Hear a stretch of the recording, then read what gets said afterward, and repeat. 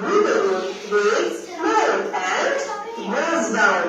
This shows that air has weight. Okay? Now let us see what are the uses of air. First one is we need clean and fresh air to breathe, and we breathe in air through our nose. Very good. Plants take in air through tiny holes on their leaves. The holes are called stomata.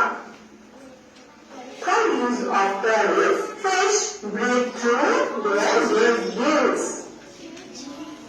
Next one is we fill air in balls, balloons and tires. And the fifth one is air helps in lighting a fire to keep it burning. This was all about air. When one thing is, trees keep the air clean.